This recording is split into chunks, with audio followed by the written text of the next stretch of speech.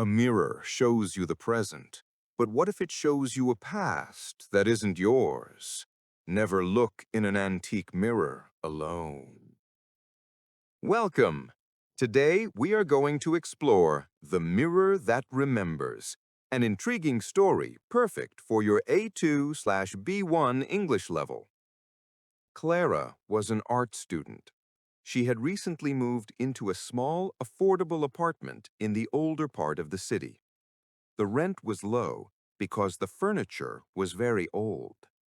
The most noticeable piece was a huge, antique mirror in her living room. The glass was dark, and the frame was heavy, carved with strange symbols. Clara didn't like the mirror, but she couldn't move it. It was bolted to the wall. Clara began to notice strange things. Sometimes, when she was walking past the mirror, she saw a flicker of movement, a figure that was not her. She thought she was tired from studying. One evening, Clara was drawing at her desk. It was raining heavily outside. She looked up at the mirror.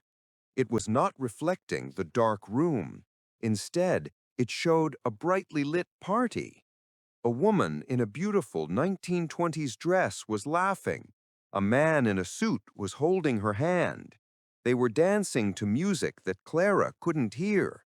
Clara felt a rush of fear, but she couldn't look away. She realized the man's face was very familiar. She had seen him before. Suddenly, the image flickered again. The room was empty now, except for the man. He was standing alone, staring directly into the mirror, looking heartbroken. He raised his hand. The image changed one last time. It showed a newspaper headline from many decades ago. Tragedy in old building. Wealthy man vanishes. The newspaper was lying on a simple wooden desk, a desk that looked exactly like the one Clara was sitting at. Clara jumped up from her chair. She understood now.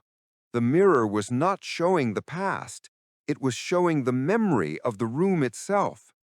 The heartbroken man had been sitting exactly where she was sitting now. Clara ran to the building manager, Mr. Petrov. She told him the story, trying to stay calm. Mr. Petrov was old. He did not laugh. He listened quietly. "That mirror has been here for 100 years," Mr. Petrov said. "The man you saw was Mr. Ivan Krasnov. He was building this apartment block, but he disappeared before it was finished. He was waiting for his love, who had promised to return, but she never came back. They found his pocket watch, but they never found him." Did he die here? Clara whispered. "We don't know," Mr. Petrov replied. "But sometimes people say they see the party in the reflection.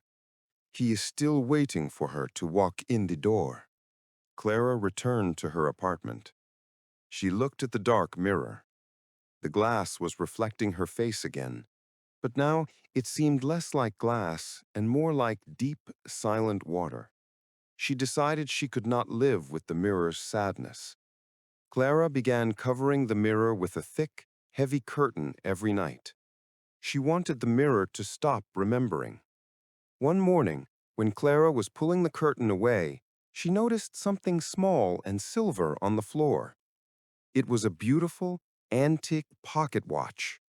The glass was broken, and the time was stuck at 11:35.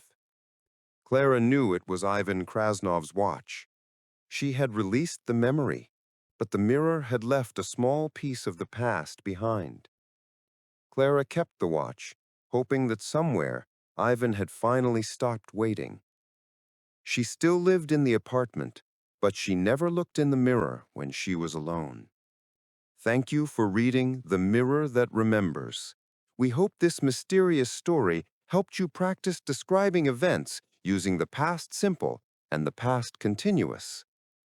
Here are some new words we learned today: affordable, noticeable, carved, flicker, heartbroken, vanishes, booted, stuck.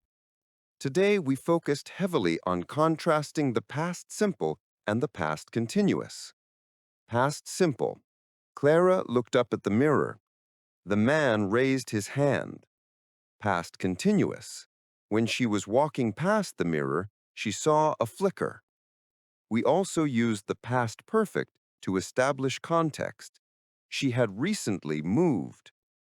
Try to tell a friend about something strange that happened to you yesterday, making sure to use both the past simple and the past continuous. If you want more stories and lessons for A2 B1 English, please like this video, subscribe to our channel, and share it with a friend who is learning English. We will see you next time for another story. And remember, the past is never truly gone. Sometimes it's just reflected. Bye.